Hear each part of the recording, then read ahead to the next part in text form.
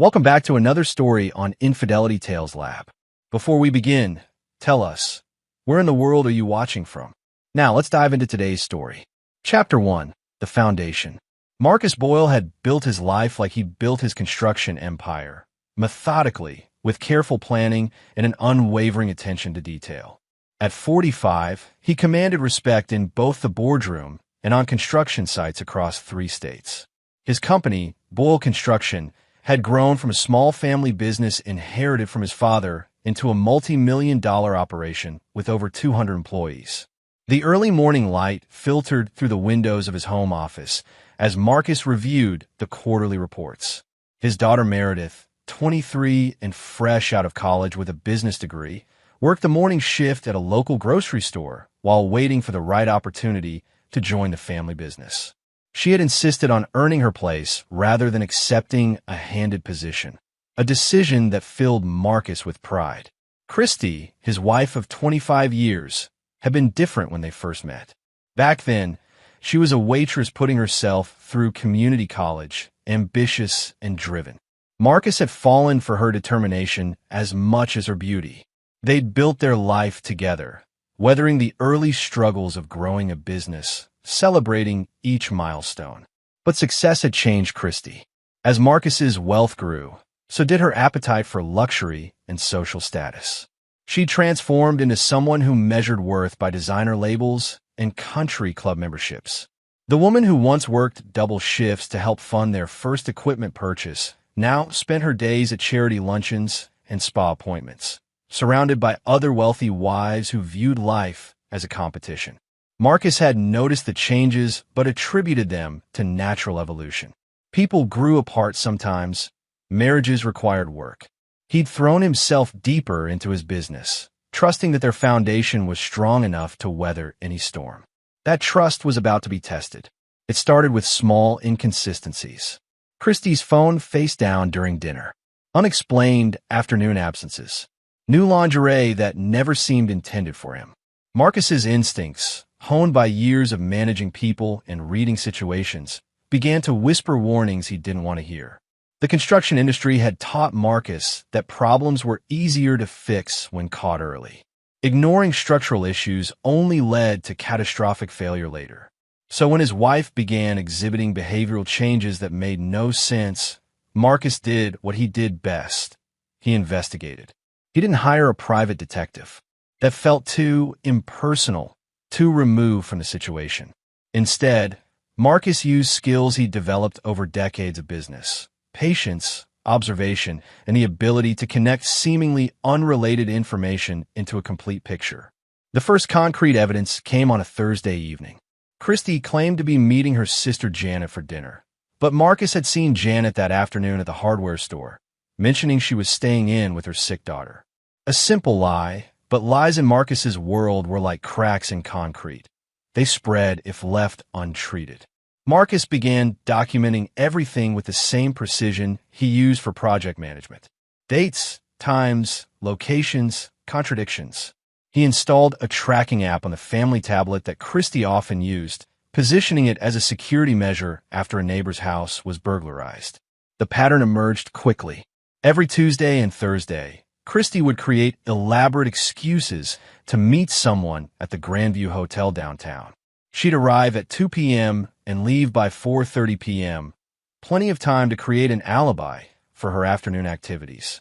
Marcus drove by the hotel one Tuesday, parking where he could observe the entrance.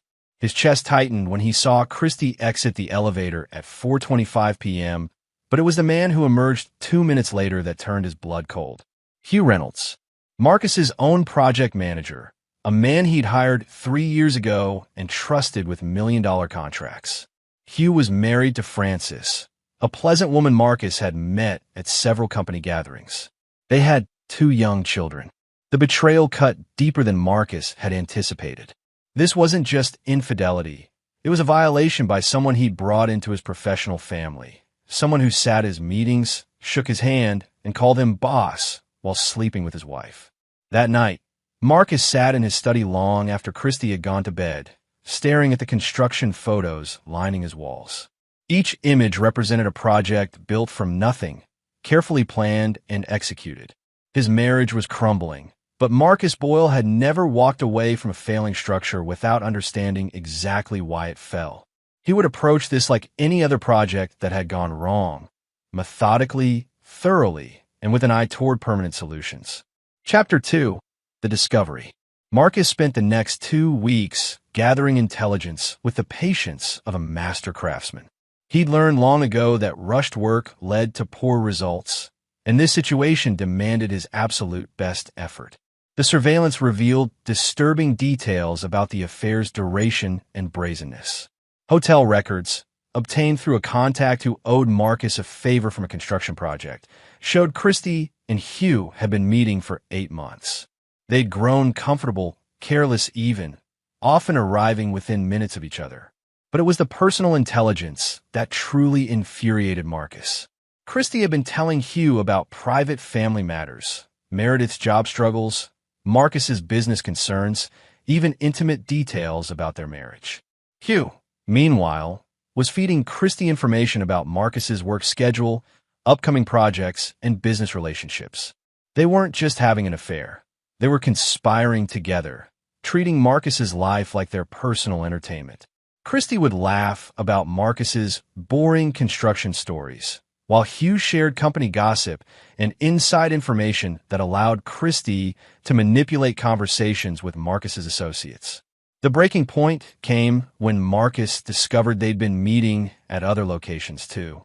Christie's charity events often coincided with Hugh's site inspections at remote project locations. They'd been using Marcus's own business as cover for their affair, likely laughing about his ignorance while surrounded by the fruits of his labor. Marcus's phone buzzed with a text from Christie, working late at the charity auction planning. Don't wait up. The timestamp showed 6:30 p.m. on a Tuesday. Marcus knew she was 20 minutes away at the Grandview Hotel with Hugh, probably already naked and mocking the husband who provided her lifestyle. That night, Marcus made 2 decisions that would change everything. First, he would not confront them directly. That was what emotional people did, and emotion led to mistakes. Second, he would ensure that when this ended, both Christie and Hugh would understand the true cost of betraying Marcus Boyle. Marcus had built his business on the principle that reputation was everything. A contractor who delivered quality work on time would always have customers. But contractors who cut corners, who betrayed trust, who thought they could take advantage of others, they found themselves blacklisted, unemployable, forgotten. Christie and Hugh had made the mistake of thinking Marcus was just another trusting husband, too focused on work to notice what was happening in his own house. They would learn how wrong they were. The plan began forming in Marcus's mind like a blueprint taking shape. Construction projects succeeded because every element was planned, every contingency considered, every outcome predicted. This would be no different. Marcus opened his laptop and began making notes. Timing would be crucial. The company holiday party was scheduled for the following month, an annual event that all employees attended with their spouses. Christie looked forward to it every year, enjoying the opportunity to socialize with Marcus's business associates and their wives. This year's party would be special indeed. Marcus also began thinking about Hugh's position in the company. As project manager, Hugh had access to sensitive information, client relationships, and operational details. He'd been with Boyle Construction for 3 years, long enough to accumulate knowledge that could be valuable to competitors. But Hugh had also made mistakes, small ones that Marcus had overlooked out of loyalty and trust. Scheduling conflicts that cost overtime, supplier relationships that seemed oddly beneficial to certain vendors. Nothing criminal, but patterns that suggested Hugh might be more interested in personal gain than company success. Marcus pulled Hugh's employment file and began reviewing everything with fresh eyes. What had seemed like simple mistakes now looked different when viewed through the lens of betrayal. The next morning, Marcus arrived at the office early and called Meredith. His daughter had been working at Morrison's Grocery for 6 months, gaining real-world experience in customer service and retail management. She'd mentioned wanting to transition into the construction business, but insisted on proving herself first. "Dad, you're calling early. Everything okay? I have a proposition for you," Marcus said. How would you feel about fast-tracking your entry into the family business? Meredith's excitement was audible. Really? I mean, yes, absolutely. I've been hoping you'd consider. Good. I want you to start immediately as assistant project coordinator. You'll work directly with me on client relationships and operational oversight. Dad, that's incredible. But what about Hugh? Isn't he the project manager? Marcus smiled grimly. Hugh's going to be very busy with other responsibilities soon. I need someone I can trust completely to help me with some upcoming changes. After ending the call, Marcus leaned back in his chair and looked out at the construction yard where his trucks were beginning their daily routes. Each vehicle bore the Boyle Construction logo, a symbol of trust, quality, and family legacy. Christy and Hugh had no idea what they'd unleashed. They thought they were playing games with a simple contractor, too busy with work to notice his wife's wandering eye. They were about to discover that Marcus Boyle was many things, but simple wasn't one of them. The foundation for their destruction was already being laid. Chapter 3: The Revelation. The annual Boyle Construction Holiday Party was held at the Riverside Country Club, the same venue where Marcus and Christy had celebrated their 10th wedding anniversary. The irony wasn't lost on him as he watched his wife prepare for an evening she thought would be another social triumph. Christy had spent hours getting ready, choosing a designer dress that cost more than most people's monthly salary. She'd had her hair done that afternoon at the most expensive salon in town, her nails perfectly manicured, her makeup applied with professional precision. "You look beautiful," Marcus told her as they prepared to leave, and he meant it. Christy was still stunning at 43, still capable of turning heads when she entered a room. That beauty had been one of the first things that attracted him to her. Now, it was just another tool she used to manipulate and deceive.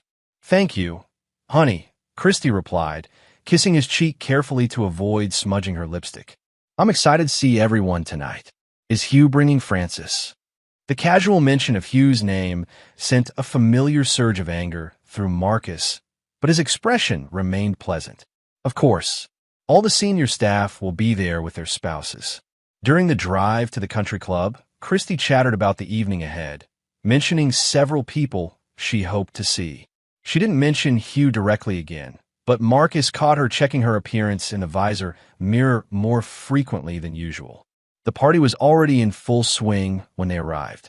The country club's main ballroom was decorated with tasteful holiday arrangements, and the bar was doing steady business among Marcus's employees and their families. Everyone was dressed in their finest, treating the evening as the special occasion it was meant to be. Marcus moved through the crowd with practiced ease, playing the role of gracious host and successful businessman.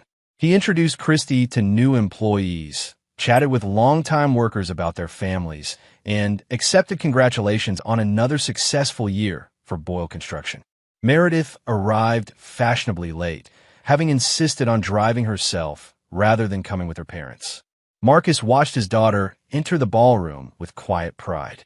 She'd inherited Christy's beauty, but combined it with Marcus's confidence and intelligence. At 23, she carried herself with the poise of someone much older. "Everyone, meet our new assistant project coordinator," Marcus announced loudly enough for nearby groups to hear. "My daughter Meredith is joining the family business." The response was overwhelmingly positive. Marcus's employees had watched Meredith grow up, had seen her working at the grocery store, and respected her decision to earn her way into the company rather than simply accepting a nepotism position. Hugh Reynolds approached with Francis, both offering congratulations to Meredith. Hugh's smile seemed forced, and Marcus noticed the way his project manager's eyes kept darting between Meredith and Christy. "Congratulations, Meredith," Hugh said. "I look forward to working with you." "Thank you, Mr. Reynolds," Meredith replied professionally. "Dad's told me great things about your project management skills." Marcus watched the interaction carefully. Hugh was clearly uncomfortable with Meredith's new role, probably wondering how it would affect his own position. Good. Uncertainty was exactly what Marcus wanted Hugh to feel. The evening progressed smoothly until Kevin Wiley, the senior foreman who'd been with Marcus for 15 years, had too much to drink and decided to share his opinions about Meredith's qualifications. "Your daughter is just a cashier," Kevin said loudly enough for several nearby groups to hear. Why bring her to the company party as if she belongs here? The comment drew uncomfortable laughter from some of the younger employees, including Hugh, who seemed relieved to have someone else expressing doubts about Meredith's rapid promotion. Even Christy, standing nearby with her wine glass, smiled and nodded approvingly at Kevin's bluntness. Marcus felt his jaw tighten. He'd expected some resistance to Meredith's quick advancement, but not public humiliation, and definitely not from his own wife. She's an embarrassment to your career, Kevin continued, emboldened by the laughter. You're supposed to hire based on merit, not family connections. Marcus was about to respond when he saw Wes Ferguson, CEO of Ferguson Development and Marcus's biggest client, making his way through the crowd toward their group. Wes was a man Marcus deeply respected, a third-generation businessman who'd built his company into one of the region's most successful development firms. Marcus, Wes called out, his voice carrying across the room. I need to borrow you and your daughter for a moment. The crowd quieted as Wes approached. He was well known in the local business community, and his presence at Marcus's company party was both an honor and a surprise. Wes walked directly to Meredith and extended his hand. Everyone, meet our new junior partner, he announced clearly. Meredith Boyle has just accepted a position with Ferguson Development as liaison for our construction partnerships. The silence that followed was deafening. Marcus felt his own surprise mix with pride as he looked at his daughter, who was handling the announcement with remarkable composure. I'll be working closely with both Ferguson Development and Boyle Construction, Meredith explained to the stunned crowd. It's an exciting opportunity to bridge the gap between development and construction management. Marcus quickly understood what had happened. Wes had been recruiting Meredith independently, probably for months. Her position at the grocery store had been temporary. She'd been waiting for the right opportunity, not settling for less. The implications hit Kevin Wiley first. His face went white as he realized he'd just publicly insulted the daughter of his boss, who was also the new business partner of their biggest client. Christy's wine glass trembled in her hand as she processed what had just happened. The daughter she'd been laughing about moments earlier was now in a position that could significantly impact Marcus's business relationships. Hugh Reynolds looked like he might be sick. As project manager, he would be working directly with Meredith in her new role. The woman whose mother he was sleeping with would now have professional oversight of his work. Sir, I didn't know she was. Kevin stammered, looking desperately at Marcus for some sign of forgiveness. Marcus let the moment stretch, allowing everyone to fully absorb the reversal of fortune they'd just witnessed. His daughter, who they'd been mocking as just a cashier, was now in a position of real power within their professional ecosystem. Didn't know she was what, Kevin? Marcus asked quietly. Qualified, educated, capable of earning opportunities based on her own merit. The party continued around them, but Marcus could feel the shift in atmosphere. People were looking at his family with new eyes, reassessing their assumptions about Meredith and, by extension, about Marcus himself. As the evening wound down, Marcus watched Christy and Hugh from across the room. They were standing with their respective spouses, maintaining the pretense of propriety, but Marcus could see the tension between them. Tonight had complicated their neat little arrangement significantly. Meredith's new position would require her to work closely with Hugh on multiple projects. Christy's social standing among the wives had just been elevated considerably. Meredith was no longer the unemployed daughter, but a young professional with real influence. The affair that had seemed like a private game between Christy and Hugh now had professional implications neither had anticipated. Marcus approached his daughter as the party was ending. Congratulations, he said sincerely. When did Wes make the offer? 3 weeks ago, Meredith replied. I wanted to tell you, but he asked me to keep it quiet until tonight. He said surprise announcements carry more impact. Marcus smiled genuinely for the first time all evening. His daughter was already thinking like a businesswoman, understanding the value of timing and presentation. You're going to do excellent work, he told her. I'm proud of you. As they prepared to leave, Marcus caught Hugh's eye across the room. His project manager was helping Frances with her coat, but his attention was clearly elsewhere. Hugh looked worried, uncertain about how Meredith's new role would affect his own position. You should be worried, Marcus thought.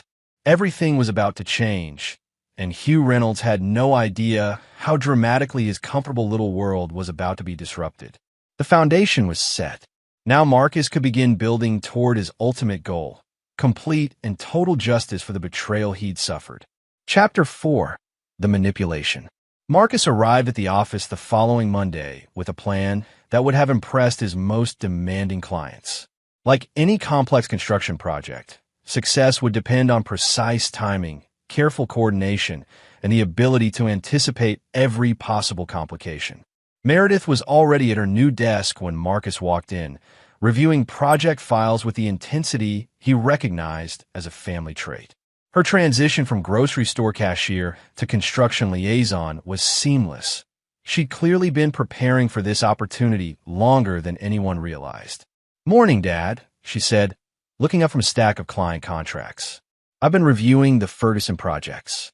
There are some interesting patterns in the scheduling and cost overruns." Marcus sat down across from her desk. "What kind of patterns?" "Several projects managed by Hugh have experienced similar delays, always for different reasons, but the additional costs seem to benefit the same group of subcontractors." Meredith pointed to specific line items she'd highlighted. "It could be coincidence, but the numbers suggest otherwise." This was exactly what Marcus had hoped for. Meredith's fresh perspective and business education were revealing issues that he'd been too trusting to see clearly. Hugh's betrayal wasn't limited to personal relationships. It extended to professional conduct as well. "I want you to dig deeper into those patterns," Marcus told her. "But quietly. Don't discuss this with anyone else yet." "Of course. What about Hugh? Should I coordinate with him on the current projects?" Marcus considered the question carefully. "Yes, but document everything. Every conversation, every decision, every recommendation he makes. I have a feeling that documentation will become very important." The next phase of Marcus's plan involved reshaping the professional dynamics at Boyle Construction. Hugh's position as project manager had given him significant autonomy, but that was about to change. With Meredith serving as liaison between Ferguson Development and Boyle Construction, Hugh would find himself under much closer scrutiny. Marcus called a meeting for Tuesday morning. The same day, Hugh usually met Christy at the hotel. The timing was deliberate. "I'm implementing new oversight procedures," Marcus announced to his senior staff. "All project decisions above $5,000 will require approval from both project management and our development liaison." Hugh shifted uncomfortably in his chair. "That seems like it could slow down operations significantly." "Efficiency is important," Marcus agreed, "but accuracy is more important. We've had some cost overruns that need to be addressed." Meredith spoke up from her seat at the conference table. "Ferguson Development has expressed concerns about budget predictability. They need more detailed reporting on where delays are occurring and why." Marcus watched Hugh's reaction carefully. His project manager was clearly calculating how these new procedures would affect his schedule and his ability to maintain the patterns Meredith had identified. "I'll need to reschedule some meetings to accommodate the additional oversight," Hugh said carefully. "That's fine," Marcus replied. "We all need to adjust our schedules to serve our clients better." Hugh's face tightened almost imperceptibly. Marcus knew his project manager was thinking about his Tuesday afternoon arrangements with Christy. The new oversight requirements would make it much more difficult for Hugh to disappear for 2-hour periods without explanation. After the meeting, Marcus returned to his office and made a call to his contact at the Grandview Hotel. "I need you to do me another favor," he said. "Starting today, I want to know every time room 237 is booked and by whom." That evening, Marcus casually mentioned to Christy that he'd be working late several nights that week. "New oversight procedures," he explained. "Meredith's role with Ferguson is requiring more detailed reporting." Christy's response was carefully neutral. "That's nice, dear. I might have some evening plans myself. Janet and I are organizing a charity event." Marcus nodded sympathetically. "I hope the charity work goes well." "What's the cause this time?" "Children's education," Christy replied without missing a beat. "Very important work." Marcus filed away another lie for his growing collection. Christy's sister Janet volunteered at the animal shelter, not children's charities. More importantly, Marcus had seen Janet that afternoon at the hardware store, and she'd mentioned planning a quiet week at home. The next day, Meredith knocked on Marcus's office door with a concerned expression. "Dad, I think we need to talk about Hugh." Marcus looked up from his desk. "What about him?" "He missed a scheduled site inspection yesterday afternoon. Told the client he had a family emergency, but I saw Frances at the grocery store during lunch, and she seemed fine. She mentioned Hugh was at work." Marcus felt a familiar surge of anger, but kept his voice level. "What time was the missed inspection?" 2:30. The client had to reschedule, which pushed back their timeline by 2 days. "It's the third time this month Hugh's had a family emergency on Tuesday afternoons." Marcus made a note in his calendar. Hugh's pattern was becoming more obvious as Meredith's oversight increased. The project manager was struggling to maintain his professional responsibilities while keeping his personal appointment schedule. "I'll speak with Hugh about the missed inspection," Marcus told his daughter. "In the meantime, I want you to start attending client meetings as our company representative. If Hugh can't maintain his schedule reliability, we need backup coverage." Meredith nodded seriously. "I've already started building relationships with the key clients. Most of them seem pleased to have additional company attention." That afternoon, Marcus's phone buzzed with a text from his hotel contact. "Room 237 booked 2 to 4 p.m. today. Guest name, H. Reynolds."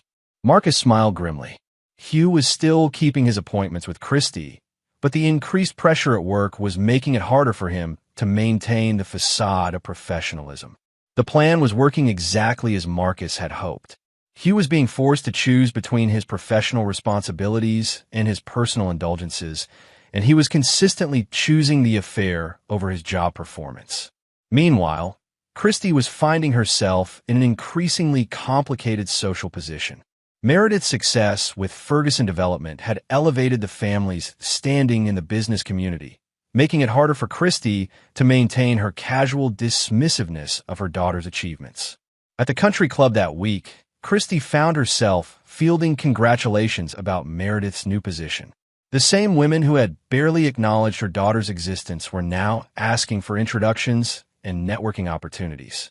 Marcus watched his wife navigate these conversations with growing discomfort. Christy had built her social identity around being the successful businessman's wife, but now she was also the mother of an up-and-coming young professional. The cognitive dissonance was clearly wearing on her. But more importantly, Christy was finding it harder to create believable excuses for her afternoon absences. Her social circle was smaller and more interconnected than she'd realized. When she claimed to be with one person, there was always someone else who had seen that person elsewhere. Marcus began subtly increasing the pressure by scheduling more family obligations during Christy's usual affair hours. Business dinners that required her presence. Charity events that she couldn't refuse without seeming unsupportive. Each scheduling conflict forced Christy to choose between maintaining her social obligations and keeping her appointment with Hugh. And each choice created more stress, more lies, more opportunities for mistakes. The foundation of their deception was beginning to show cracks, and Marcus was just getting started. Chapter 5. The Trap. Marcus's next move came disguised as a generous gesture toward his employees. He announced that Boyle Construction would be sponsoring a weekend retreat for senior staff and their families at Lake Morrison, a popular resort about 2 hours from town. Team building is important, Marcus explained to the group gathered in the conference room. "We've had a successful year, and I want everyone to relax and enjoy some time together." The retreat was scheduled for the second weekend in December, giving everyone 3 weeks to arrange their schedules. Marcus made it clear that attendance was strongly encouraged but not mandatory, creating exactly the dynamic he wanted. Hugh shifted in his seat as Marcus outlined the weekend plans. "Will this conflict with any ongoing projects?" he asked. "Nothing that can't be managed," Marcus replied. "I'm sure everyone can arrange their personal schedules to accommodate a company retreat." After the meeting, Marcus watched Hugh's behavior carefully. His project manager seemed agitated, frequently checking his phone and making hushed calls from his office. Marcus's hotel contact had already confirmed that Hugh was trying to book additional rooms at the Grand View for the weekend of the retreat, apparently planning to maintain his affair schedule even during company time. The beautiful part of Marcus's plan was its apparent generosity. Who could object to a company-sponsored weekend at a luxury resort? Hugh couldn't refuse without seeming ungrateful, but accepting meant disrupting his carefully planned affair schedule. Marcus also made sure that Frances Reynolds received a personal invitation. He called her directly, emphasizing how much Christy was looking forward to spending time with the other wives. "It'll be wonderful," Marcus told Frances over the phone. "Christy's been talking about getting to know everyone better.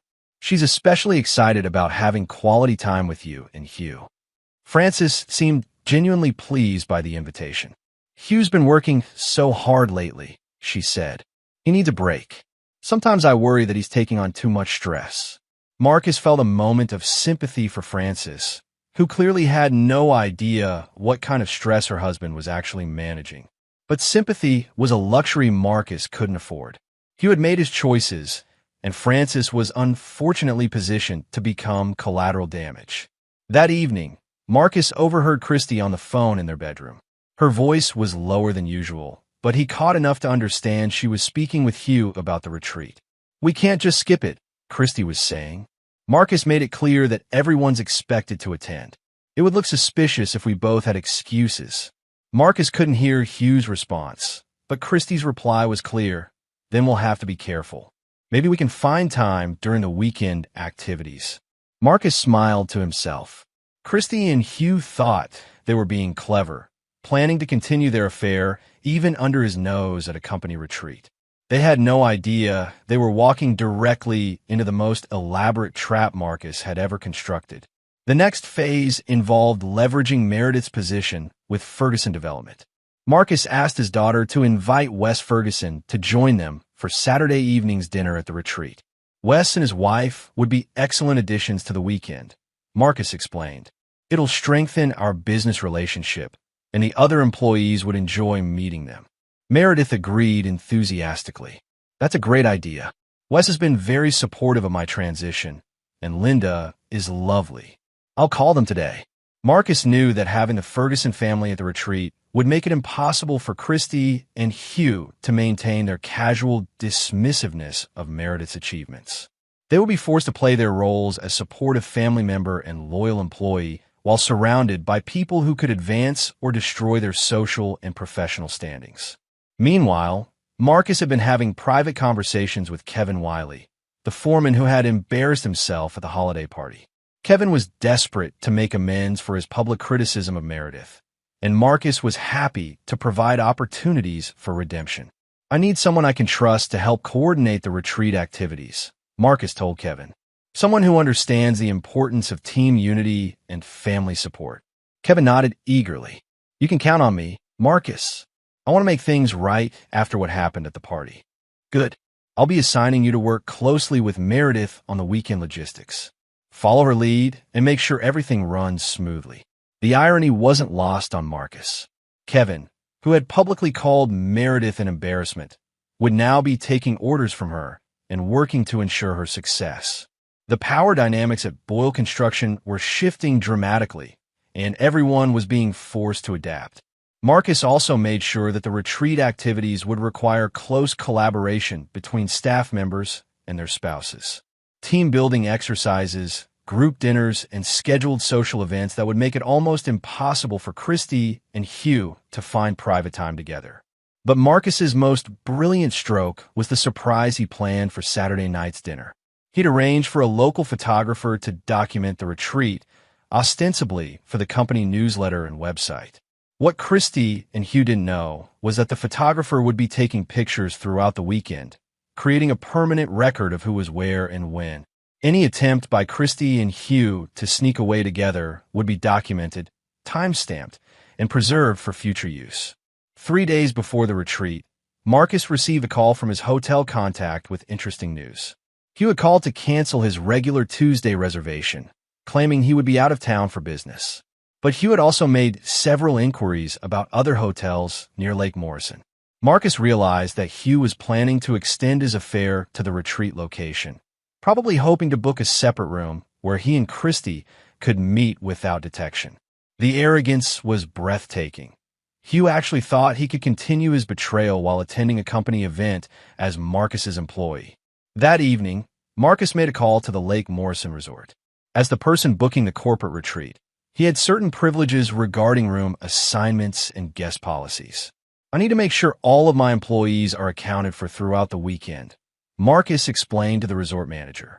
For insurance purposes, I'll need a record of all guests and rooms paid for by my company, and I'll need to be notified of any additional bookings made by my employees. The manager was happy to accommodate such a large group booking. Marcus would know immediately if Hugh tried to book an additional room at the resort. By Friday evening, everything was in place. The transportation was arranged, the activities were planned, and the stage was set for Christy and Hugh to destroy themselves publicly and professionally. Marcus packed his weekend bag with the satisfaction of a general preparing for a battle he'd already won. Christy and Hugh thought they were attending a pleasant company retreat. They had no idea they were walking into the most sophisticated trap Marcus had ever constructed. The weekend at Lake Morrison would end their affair permanently, but not in the way they expected. Chapter 6. The Confrontation. The weekend retreat began exactly as Marcus had planned. 2 chartered buses transported the Boyle construction families to Lake Morrison Resort on Friday afternoon, with everyone settling into their rooms and gathering for dinner by evening.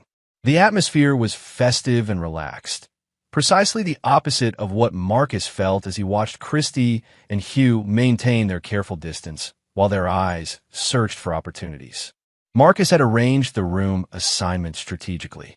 Christy shared a room with him, naturally, while Hugh was roomed with Francis. But more importantly, Marcus had positioned Meredith and Kevin Wiley in the room directly between the Boyle and Reynolds families. Any midnight wandering would require passing directly by people who would notice. Saturday's activities kept everyone busy from morning until late evening. Team-building exercises, a group hike around the lake, and coordinated games that required family participation. Marcus watched with grim satisfaction as Christy and Hugh grew increasingly frustrated by their inability to find private time together. Frances Reynolds seemed to be enjoying herself immensely, commenting several times about how nice it was to have Hugh's undivided attention for once. He's been so distracted lately, she told Christy during the afternoon activities, always checking his phone and making mysterious calls. I'm glad he's finally relaxing. Christy's smile in response looked painful. The Saturday evening dinner was Marcus's masterpiece. Wes and Linda Ferguson arrived as planned, bringing an air of importance to the gathering that elevated everyone's behavior. The photographer Marcus had hired work discreetly throughout the evening, capturing candid moments of the various families interacting. Marcus had arranged for himself to be seated between Wes Ferguson and Hugh Reynolds, ensuring that Hugh couldn't escape or avoid participating in the conversation. Christy found herself positioned with Linda Ferguson and Frances Reynolds, forced to maintain pleasant conversation with both her lover's wife and her husband's most important client. Your daughter is remarkable, Linda Ferguson told Christy during dinner. Wes says she has excellent instincts for business development. Thank you, Christy replied, her voice tight. We're very proud of her. I'm sure you are. It must be wonderful to see her succeeding in such a competitive field. Hugh tells us she's been very effective in her oversight role. Marcus watched Christy's reaction to Linda's innocent comment. The reminder that Meredith now had professional authority over Hugh was clearly painful for Christy to contemplate. Hugh, meanwhile, was struggling with his own conversation. Wes Ferguson was asking detailed questions about project management and cost control, exactly the areas where Hugh's performance had been questionable since his affair began. Marcus tells me you've been having some scheduling challenges, Wes mentioned casually. How do you balance multiple project deadlines with unexpected complications? Hugh's response was unconvincing, filled with vague references to industry challenges and client demands. Marcus could see Wes growing less impressed with each inadequate answer. After dinner, Marcus made his announcement. I have a surprise for everyone, he said, standing and raising his wine glass. Next month, Boyle Construction will be bidding on the largest project in our company's history. Ferguson Development has invited us to submit a proposal for their new residential complex, a $50 million project that would require a 3-year commitment. The room erupted in excited conversation. A project of that magnitude would transform Boyle Construction from a regional company into a major player in the industry. The project will require our absolute best work, Marcus continued. I'll be personally overseeing every aspect, working directly with our liaison Meredith and our project management team to ensure perfect execution. Hugh's face had gone pale. A project of that scope would require constant oversight, detailed reporting, and absolutely reliable scheduling. There would be no room for the kind of unprofessional behavior he'd been exhibiting. Marcus let the congratulations and excited chatter continue for several minutes before delivering his final surprise. The photographer tonight has been documenting our celebration because this weekend represents a turning point for our company. These pictures will be featured in our proposal to Ferguson Development, showing the strong family atmosphere and team unity that makes Boyle Construction special. Christie's wine glass trembled in her hand. He looked like he might be sick. The idea that their behavior throughout the weekend had been photographed and would be presented to clients was clearly terrifying to both of them. But Marcus wasn't finished. In fact, I'd like everyone to gather for a group photo right now. This moment deserves to be preserved. As everyone assembled for the photograph, Marcus positioned himself between Christie and Hugh, with their respective spouses on the outside. Meredith stood proudly next to Wes Ferguson, representing the new generation of the family business. The photographer took multiple shots, ensuring that everyone's face was clearly visible and properly documented. Marcus made sure that both Christie and Hugh were looking directly at the camera, their discomfort barely concealed behind forced smiles.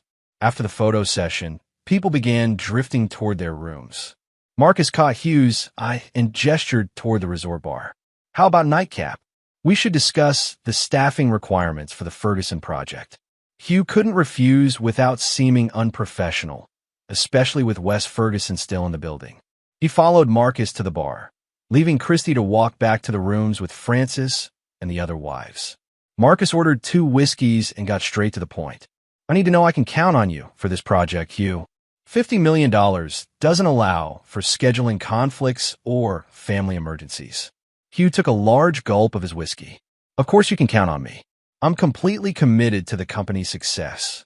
Good, because there have been some concerns about your reliability lately.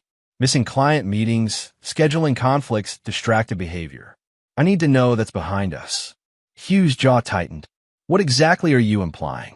Marcus smiled coldly. I'm not implying anything. I'm stating directly that your performance has declined, and I need to understand why. The 2 men stared at each other across the small table. Hugh was calculating how much Marcus might know, while Marcus was enjoying watching his employee squirm under pressure. Personal issues can affect professional performance, Marcus continued. If you're dealing with something that's impacting your work, now would be the time to address it honestly. Hugh finished his whiskey in one gulp. There are no personal issues affecting my work. Excellent. Then I can expect perfect reliability moving forward. No missed meetings, no mysterious appointments, no unexplained absences. Hugh nodded stiffly. Absolutely. Marcus raised his glass in a mock toast. To the Ferguson project, and to the absolute trust and loyalty that makes success possible. Hugh clinked his glass against Marcus's, but his hand was shaking slightly. As they walked back toward the rooms, Marcus delivered his final message. By the way, Hugh, I've decided that all senior staff will be required to provide detailed daily schedules for the duration of the Ferguson project. Client oversight demands complete transparency about where our team members are and what they're working on. Hugh stopped walking. Daily schedules? Hourly, actually. Ferguson Development needs to know that their $50 million investment is being managed with absolute precision. Marcus continued walking toward his room, leaving Hugh standing in the hallway. Through the window, Marcus could see Christie pacing in their room, clearly waiting for news about what had transpired during the bar conversation. As Marcus prepared for bed, he reflected on the weekend success. Christie and Hugh were now trapped between their desire to continue their affair and the crushing pressure of professional scrutiny. The Ferguson Project made it impossible for Hugh to maintain his irresponsible behavior, while the photography and documentation made it dangerous for either of them to risk exposure. But most importantly, Marcus had established a new dynamic where he controlled every aspect of their professional and social environments. Christy and Hugh were no longer playing a private game. They were performing under constant observation, with their reputations and livelihoods hanging in the balance. The trap was set and ready to spring. All that remained was waiting for Christy and Hugh to make the inevitable mistake that would destroy them completely. Chapter 7. The Pressure. The weeks following the retreat brought exactly the pressure Marcus had anticipated. Hugh's new daily reporting requirements made his affairs schedule nearly impossible to maintain, while Christy found herself under increased social scrutiny as the mother of Ferguson Development's rising star. Marcus watched with satisfaction as both his wife and employees struggled to adapt to their new reality. Hugh's hourly schedules were submitted each morning and cross-referenced against actual activities throughout the day. Any discrepancy required explanation and documentation. Your 2 p.m. site inspection was rescheduled, Meredith mentioned to Hugh during a Monday morning meeting. The client said you called with a family emergency. Is everything all right with Francis and the kids? Hugh's face flushed. Just a minor issue. Everything's resolved now. I'm glad to hear that. Marcus interjected, but we'll need to implement a backup system for emergencies. Client relationships are too important to risk disruption. Meredith nodded approvingly. I could serve as backup for any emergency situations. It would ensure continuity of service. Hugh looked trapped. Having Meredith as backup meant that any future emergencies would require her involvement, making his lives much harder to maintain. Meanwhile, Christy was discovering that her elevated social position came with uncomfortable obligations. Linda Ferguson had invited her to join the board of the Children's Education Foundation, a legitimate charity that required actual time commitment and public involvement. It's such an honor, Linda explained over lunch at the country club. With Meredith's success and your family's growing influence in the business community, your voice would be valuable in our fundraising efforts. Christy accepted the position because refusing would have seemed ungrateful, but the irony was painful. She was now committed to supporting children's education while her affair was conducted during hours she claimed to be doing charity work. Marcus began receiving reports from his hotel contact that painted a clear picture of growing desperation. He had tried to book rooms at 3 different hotels, always for Tuesday and Thursday afternoon blocks. But each attempt was canceled within hours, usually after frantic phone calls from Christy about scheduling conflicts. The strain was beginning to show in both their public and private behavior. Christy had become short-tempered at home, snapping at Marcus over minor issues and spending more time locked in the bathroom, making hushed phone calls. Hugh was making mistakes at work, missing details, and submitting reports with obvious errors. I'm concerned about Hugh's performance, Meredith mentioned to Marcus during one of their private meetings. His project oversight has become sloppy, and he seems distracted during client presentations. Marcus leaned back in his chair. What do you recommend? Additional oversight at minimum. Maybe we should consider bringing in an assistant project manager to help with the workload. Interesting suggestion. Do you have someone in mind? Meredith smiled. Actually, Kevin Wiley has been asking about advancement opportunities. His work at the retreat was excellent, and he's been very supportive of the new quality control measures. Marcus nodded approvingly. Kevin's transformation from Meredith's critic to her advocate had been remarkable to watch. The foreman was so eager to make amends for his holiday party behavior that he'd become one of Meredith's most loyal supporters. Set up a meeting with Kevin, Marcus told his daughter. If he's interested in project management training, we'll consider adding him to the team. The next day, Marcus called Hugh into his office for a performance review meeting. The timing was deliberate, Tuesday afternoon, exactly when Hugh would normally be meeting Christy at whatever hotel they'd managed to book. I've been reviewing your recent work, Marcus began, spreading project files across his desk. There are some patterns that concern me. Hugh shifted uncomfortably in his chair. What kind of patterns? Inconsistent attention to detail. Scheduling irregularities. Client complaints about communication gaps. Marcus looked up from the files. Help me understand what's causing these issues. Hugh's eyes darted toward the clock on Marcus's wall. It was 1:45 p.m., 15 minutes before his usual meeting time with Christy. I think you might be seeing problems that don't exist, Hugh said defensively. My project completion rate is still above company average. Completion rate isn't the only metric that matters, Marcus replied. Client satisfaction, cost control, team coordination, all of these have shown decline over the past several months. Hugh's phone buzzed with a text message. He glanced at it quickly, and Marcus caught the flash of panic in his eyes. Is that urgent? Marcus asked innocently.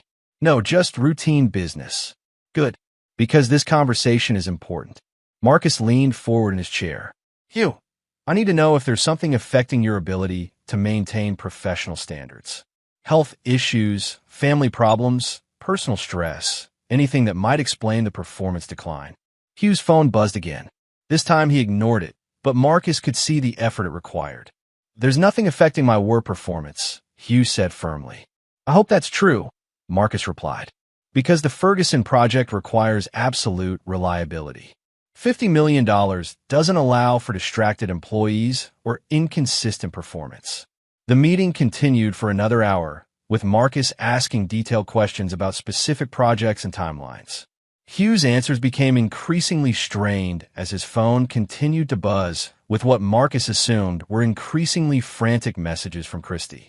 When the meeting finally ended, Hugh rushed from the office without his usual pleasantries.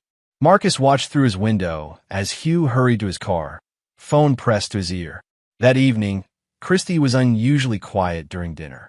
She picked at her food and responded to Marcus's conversation with distracted one-word answers. Everything all right? Marcus asked. You seem troubled about something. Christy looked up sharply. I'm fine, just tired from a charity work. How's the Children's Education Foundation Board? Linda Ferguson speaks very highly of your commitment. It's fine. Busy. Lots of meetings and planning sessions. Marcus nodded sympathetically. I imagine it's challenging to balance charity work with your other social obligations. When's your next board meeting? Christy's pause was almost imperceptible. Thursday afternoon. We're planning a fundraiser for next month. Marcus made a mental note. Thursday afternoon was one of Hugh's traditional affair slots. Either Christy was lying about the board meeting, or she and Hugh had been forced to find yet another time to meet. The next morning, Marcus called Linda Ferguson directly. I wanted to thank you for including Christy on the foundation board, he said. She's been very excited about the work. Actually, Linda replied, we haven't had a board meeting since last month. Christy mentioned she needed to miss Thursday's meeting for a family obligation. We rescheduled for next week. Marcus felt the familiar surge of anger at Christy's casual lies, but his voice remained pleasant. I must have misunderstood her schedule. Thank you for being flexible with her availability. After ending the call, Marcus sat back in his chair and considered his next move. Christy and Hugh were becoming increasingly desperate, making more mistakes and taking greater risks to maintain their affair. The pressure was working exactly as intended. But Marcus wanted more than just inconvenience and stress. He wanted complete destruction of their comfortable deception, and he was beginning to see exactly how to achieve it. The final trap would require perfect timing and absolute precision. But when it sprung, Christy and Hugh would lose everything they valued: their reputations, their relationships, and their ability to ever feel secure again. Marcus opened his laptop and began making detailed plans for the endgame. Chapter 8. The Unraveling. Marcus's final strategy required patience and the kind of meticulous planning that had made his construction business successful. He would create a situation where Christy and Hugh's desperation would force them into a public mistake they couldn't explain away. The opportunity came when Ferguson Development announced an unexpected change to their timeline. Wes Ferguson called Marcus directly with the news. We're moving up the residential complex project by 3 months, Wes explained. Market conditions are favorable, and we want to break ground in early spring. Can Boyle Construction handle an accelerated schedule? Marcus didn't hesitate. Absolutely. We'll make whatever adjustments are necessary to meet your timeline. This acceleration meant that Hugh's performance issues could no longer be overlooked or managed quietly. The project would require flawless execution, with no room for the kinds of mistakes and distractions that had been plaguing Hugh's work. Marcus called an emergency meeting for Thursday afternoon, prime affair time for Christy and Hugh. All senior staff were required to attend, with no exceptions allowed for personal obligations. Ferguson Development has advanced our timeline significantly, Marcus announced to the assembled team. This is the opportunity of a lifetime for our company, but it requires absolute commitment from everyone. Hugh sat rigidly in his chair, his phone buzzing constantly with what Marcus assumed were increasingly frantic messages from Christy. The project manager's face showed the strain of choosing between professional obligations and personal desires.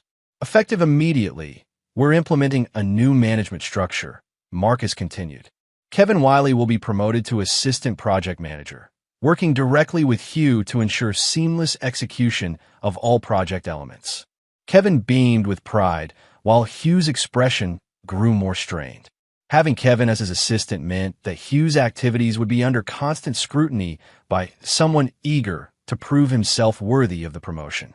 Additionally, Marcus said, all project managers will be required to maintain shared digital calendars, accessible to the entire management team. Transparency and coordination are essential for a project of this magnitude. Hugh's phone buzzed again. This time he silenced it completely, but Marcus could see the panic in his eyes.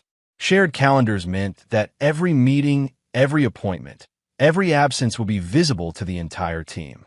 Meredith spoke up from her seat at the conference table. I'll be implementing weekly progress reviews with Ferguson Development. They want detailed reports on resource allocation and timeline adherence. Excellent, Marcus said.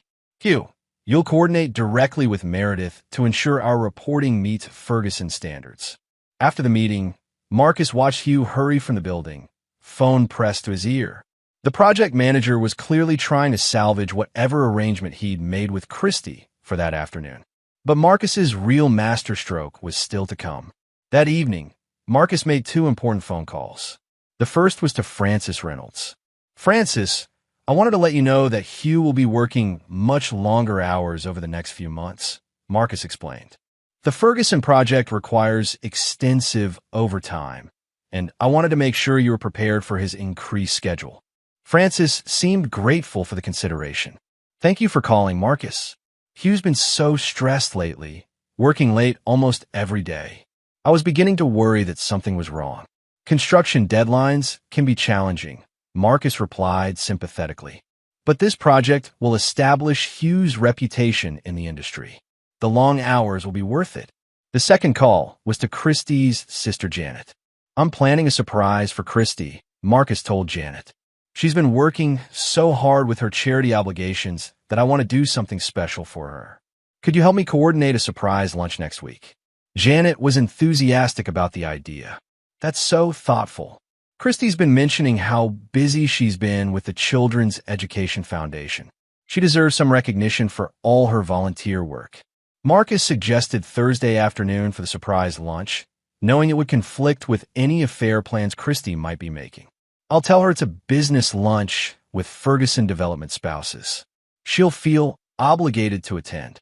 Perfect. I'll make reservations somewhere nice and invite a few of her other friends. She'll be so surprised. Marcus smiled as he ended the call. Christy would indeed be surprised, but not in the way Janet imagined. The next week unfolded exactly as Marcus had planned. Hugh's shared calendar showed a suspicious gap on Thursday afternoon marked only as site inspection, while Christy had already begun making excuses about her busy charity schedule. I might be late for dinner Thursday, Christy mentioned casually on Wednesday evening. The foundation board has an emergency meeting about the fundraiser. Marcus nodded sympathetically. Actually, that works out perfectly. Linda Ferguson invited you to a special lunch with the development spouses. It's at 1 p.m. at the Riverside restaurant. She specifically asked me to make sure you attended. Christy's face went white. I'm not sure I can make it. The board meeting.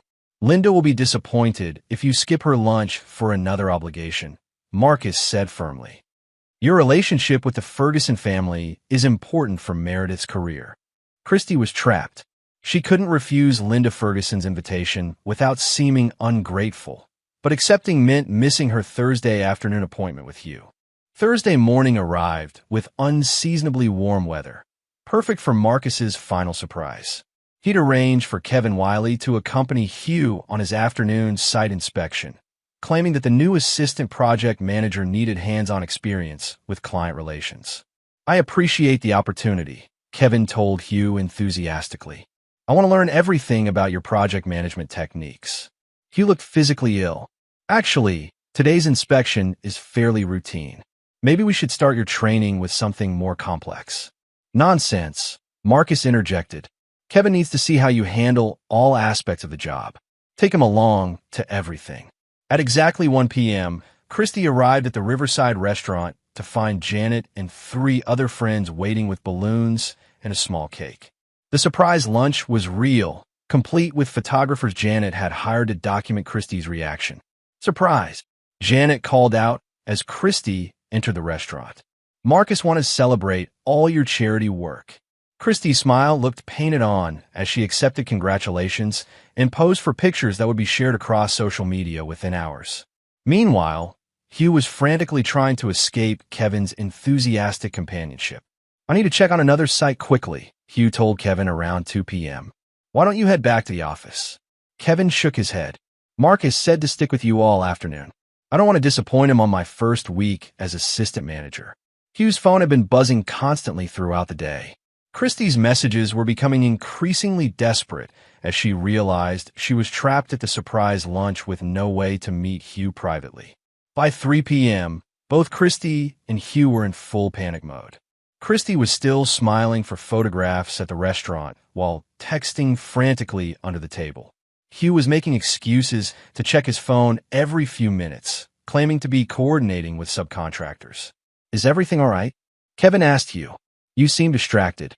"Just normal project stress," Hugh replied, but his hand was shaking as he scrolled through Christy's messages. At 4 p.m., Christy finally escaped the lunch by claiming a family emergency. She drove directly to the Grandview Hotel, hoping to salvage what remained of her affair appointment. But Hugh was still trapped with Kevin, who was enthusiastically documenting every aspect of their afternoon activities. Christy sat in the hotel parking lot for 30 minutes, calling Hugh repeatedly. His phone went straight to voicemail each time. Kevin's presence made it impossible for Hugh to answer personal calls. Finally, Christy drove home in frustrated defeat. For the first time in 8 months, she and Hugh had been completely prevented from meeting. The carefully constructed lies and elaborate scheduling that had protected their affair had finally collapsed under the weight of Marcus's pressure. That evening, Marcus watched Christy struggle to maintain her composure during dinner. She was clearly agitated, jumping every time her phone buzzed and barely touching her food. "How was the surprise lunch?" Marcus asked innocently. "Janet said you seemed overwhelmed by everyone's appreciation for your charity work." "It was lovely," Christy replied through gritted teeth. "Very thoughtful of you to arrange it. I have the pictures Janet sent," Marcus said, pulling out his phone. "You look beautiful in every one. The local newspaper wants to run a story about your foundation work using these photos." Christy's fork clattered against her plate. Public recognition of her charity work would make it even harder to create believable excuses for her afternoon absences. Marcus smiled as he showed Christy the photographs. In every image, she looked trapped and miserable despite her forced smile.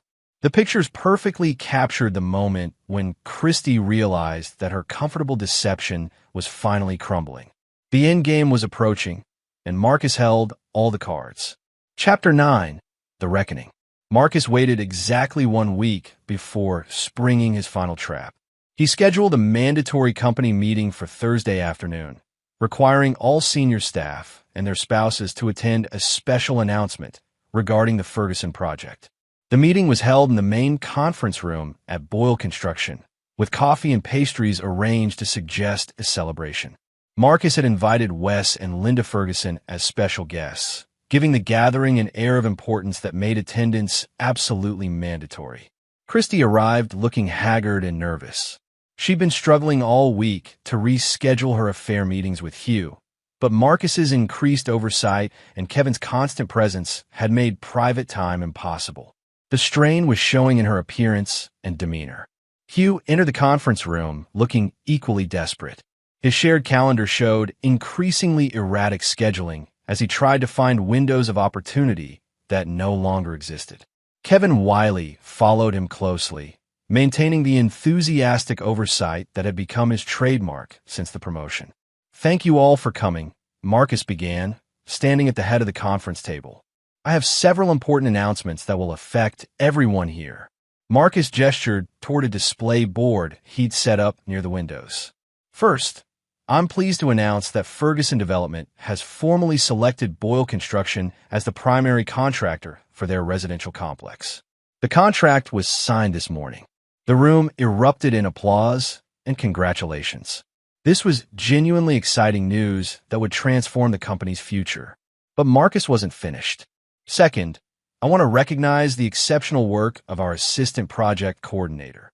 Marcus smiled at Meredith, who was seated between Wes and Linda Ferguson. Meredith's oversight and quality control measures have been instrumental in securing this contract. More applause followed, with several employees expressing their appreciation for Meredith's contribution. Hugh clapped mechanically, his face showing the strain of maintaining professional composure. Finally, Marcus said, his voice taking on a more serious tone, "I need to address some performance issues that have come to my attention." The room fell silent. This was unexpected, and everyone could sense the shift in atmosphere. Marcus walked to his laptop and connected it to the room's display screen. "Over the past several months, I've been documenting irregularities in our project management systems.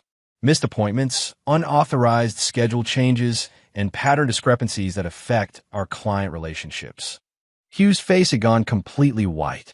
He knew what was coming, but was powerless to stop it. These issues appear to be centered around one individual whose personal priorities have begun affecting professional performance. Marcus clicked to display Hugh's calendar on the screen. "Let me show you what I've discovered." The calendar revealed everything. Weeks of family emergencies that coincided with missed client meetings.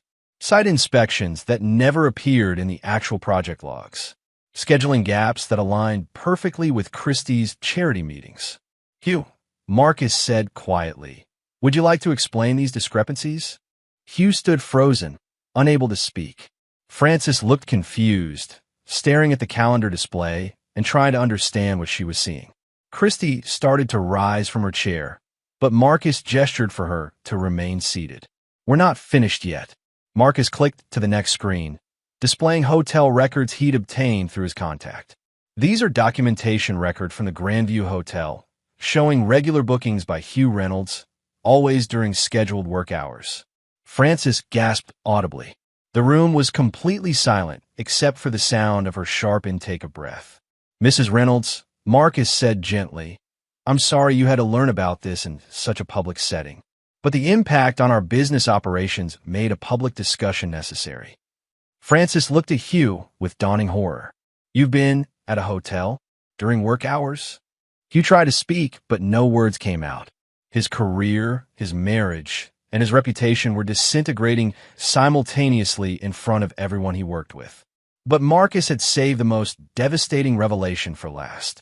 "There's one more piece of information that explains these scheduling patterns," Marcus said, clicking to the final screen. The display showed a detailed timeline matching Hugh's hotel visits with Christie's claimed charity activities. Every date, every time, every lie was laid out in perfect parallel columns. "My wife has been Hugh's companion during these hotel visits," Marcus announced calmly. "They've been conducting an affair for 8 months, using company time and family resources to maintain their deception." The silence that followed was deafening. Christy sat frozen in her chair, her face a mask of horror and humiliation. Hugh had collapsed back into his seat, his head in his hands. Frances Reynolds began crying quietly. Linda Ferguson reached over to comfort her, while Wes stared at Hugh with undisguised disgust. "Christy," Marcus said, turning toward his wife, "do you have anything to say in your defense?" Christie's mouth opened and closed several times, but no words emerged. She looked around the room at the faces staring back at her, colleagues, friends, business associates, all witnessing her complete humiliation. "I thought not," Marcus said. He walked back to the head of the table and addressed the room. Effective immediately, Hugh Reynolds is terminated from Boyle Construction. All projects under his management will be transferred to Kevin Wiley and Meredith Boyle. Hugh finally found his voice. "Marcus, please. I know I made mistakes, but—" "Mistakes?" Marcus interrupted. "You betrayed my trust, damaged my family, and compromised our business relationships. There are no second chances for that level of betrayal." Marcus turned toward Christie. "As for my wife, our marriage is over. Christie will be moving out of our family home immediately. Our attorneys will handle the divorce proceedings." Christie finally spoke, her voice barely a whisper. "Marcus, I can explain." "There's nothing to explain," Marcus replied coldly. "You made your choices. Now you'll live with the consequences." Wes Ferguson stood up slowly.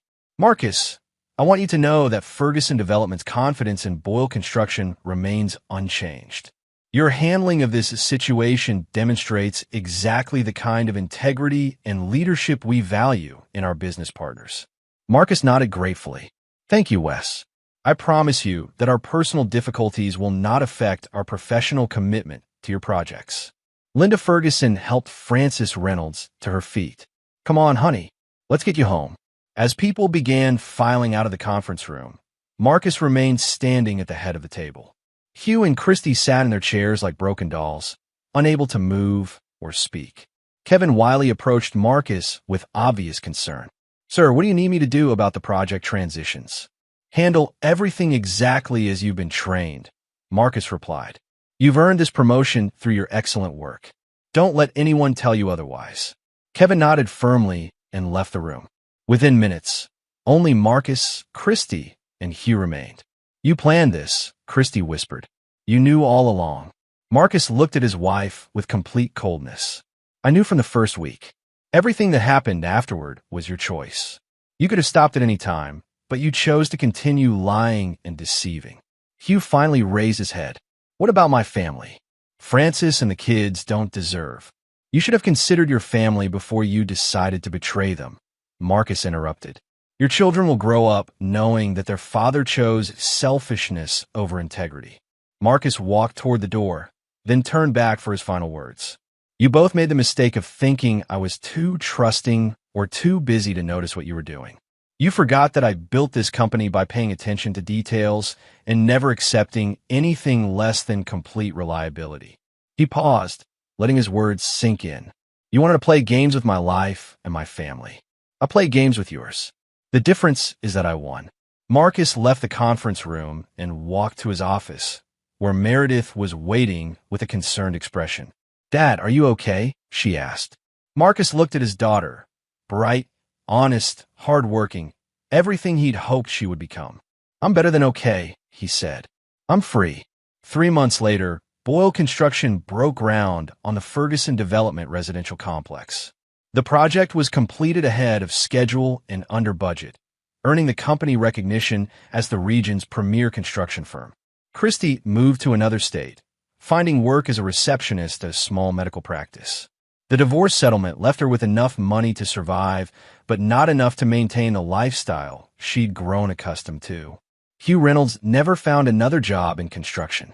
Word of his betrayal spread quickly through the industry's tight-knit community. He eventually took work as a warehouse supervisor, earning a fraction of his former salary. Frances Reynolds kept the house and custody of the children. She never remarried, but found happiness in a simpler life away from the social pressures that had contributed to her husband's infidelity. Marcus never remarried either. He focused on building his business empire and watching Meredith develop into a formidable force in the development industry. Father and daughter became the most respected construction team in 3 states, known for their integrity, reliability, and absolute refusal to tolerate betrayal. Marcus had learned that some betrayals could never be forgiven, only punished. And sometimes the punishment was swift and perfect justice. And there you have it, another story comes to an end. What did you think? I'd love to hear your thoughts in the comments below. If you enjoy this story, consider joining our community by subscribing. It means the world to us. For more stories like this one, check out the recommended videos on screen. And I'll see you there.